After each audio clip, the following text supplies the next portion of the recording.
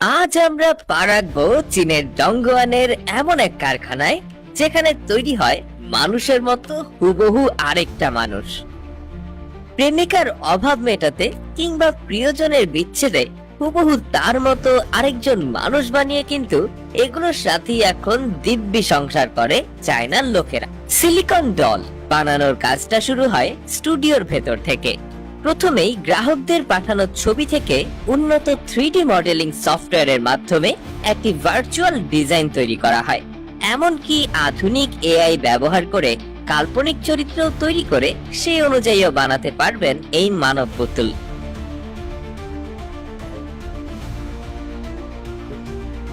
মূলত এই ডিজাইনটি নির্ধারণ করে পুতুলের উচ্চতা, মুখাবয়ব এবং শরীরের গঠন কেমন হবে। এরপরেই আসে এগুলোর কঙ্কাল এবং হাড় গঠন করার পালা। মানুষের শরীরের ভিত্তি যেমন তার হাড়, তেমনি এই সিলিকন ডলগুলোর ভেতরেও থাকে শক্তিশালী এক কাঠামো।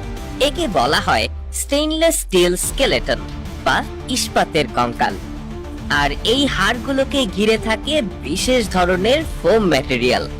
সিলিকন বেশ ভারী হওয়ায় এই ফোম পুতুলের ওজন কমাতে সাহায্য করে এবং স্পর্শ করলে একদম মানুষের পেশির মতো নরম অনুভূতি দেয়।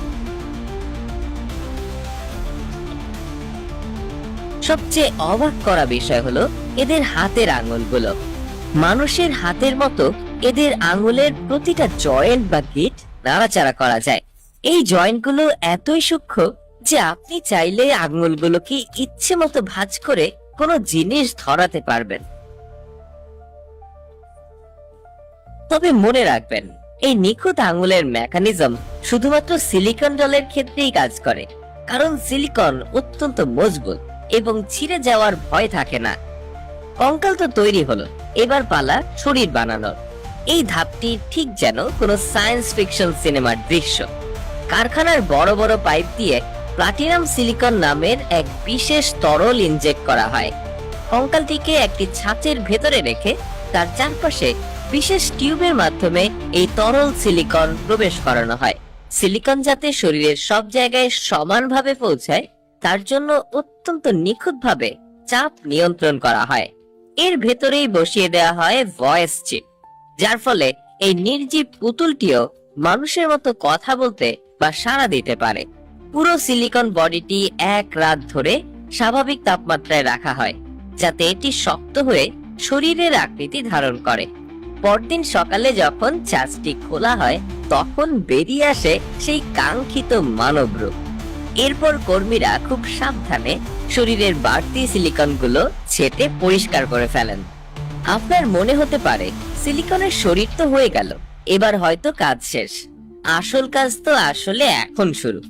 একে মানুষের মতো জীবন্ত করে তোলার জন্য প্রয়োজন স্কিন সিমুলেশন ট্রিটমেন্ট।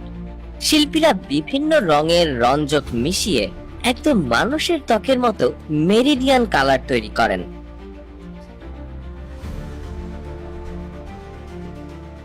খেয়াল করে দেখুন, আমাদের চামড়ার নিচে নীল বা লাল রঙের যে সূক্ষ্ম রক্তনালী বা কৈশিক জালিকা দেখা যায়, শিল্পীরা হাতের তুলিতে এই মানব পুতুলের গায়ে সেগুলো এঁকে দেন। এরপর আসে মেকআপের কাজ। বিশেষ ধরনের এয়ারব্রাশ ব্যবহার করে ত্বকের উপর স্তরে স্তরে রং লাগানো হয়।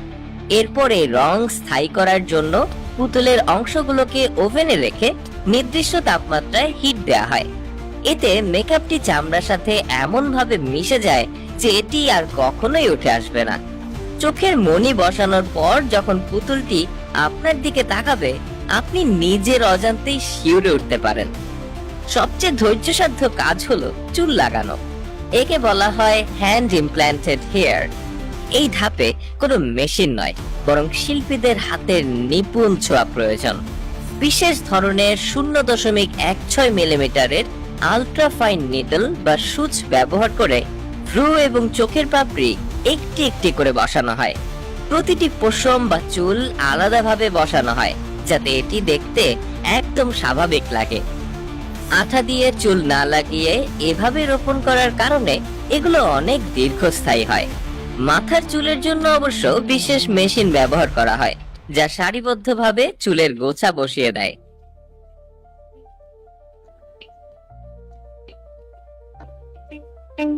এরপর হেয়ার স্টাইলিস্টরা এসে চুলগুলোকে সুন্দর করে কেটে বিনুনি করে বা স্টাইল করে পুতুলটিকে একটি পূর্ণাঙ্গ ব্যক্তিত্ব দান করেন। আর এই চুলের কাজ শেষ করতে কখনো কখনো কয়েক দিন পর্যন্ত সময় লেগে যায়। বর্তমানে এই শিল্পের সবচেয়ে বড় বাজার হলো চীন, জাপান এবং মার্কিন যুক্তরাষ্ট্র। বিশেষ করে জাপানে এই ডলগুলোকে লাভ ডল বা ডাচ ওয়াইফ হিসেবে ডাকা হয় এবং একাকিত্ব দূর করার জন্য এগুলো বর্তমানে বেশ জনপ্রিয়। এগুলো মূলত তৈরি করা হয় মানুষের বিকল্প হিসেবে শারীরিক এবং মানসিক চাহিদা মেটানোর জন্য। উন্নত সিলিকন এবং হিটিং সিস্টেম ব্যবহারের ফলে এগুলো মানুষের শরীরের মতোই উষ্ণতা প্রদান করতে পারে। অনেকেই আছেন যারা দীর্ঘ সময় একা থাকেন বা সামাজিক মেলামেশায় জড়তা অনুভব করেন, তারা এগুলোকে জীবন সঙ্গী হিসেবে বেছে নেন। অনেকে আবার এগুলোকে ঘর সাজানোর শৌখিন বস্তু বা ফটোগ্রাফির মডেল হিসেবে ব্যবহার করেন। তবে এসব পুতুলের সবচেয়ে খারাপ দিকটা হলো এগুলোর প্রতি অতিরিক্ত আসক্তি মানুষকে বাস্তব সমাজ বা রক্ত মাংসের মানুষের থেকে দূরে সরিয়ে দিতে পারে। এছাড়া এই ডলগুলো রক্ষণাবেক্ষণ করাও বেশ ঝামেলার কাজ। প্রতিটি ব্যবহারের পর এগুলোকে খুব সাবধানে পরিষ্কার করতে হয়, নয়তো সিলিকনে ব্যাকটেরিয়া বা ফাঙ্গাস পড়ার ভয় থাকে। তাছাড়া বিজ্ঞানীদের মতে এটি মানুষের মধ্যকার স্বাভাবিক আবেগীয় সম্পর্ককে যান্ত্রিক করে তুলতে পারে।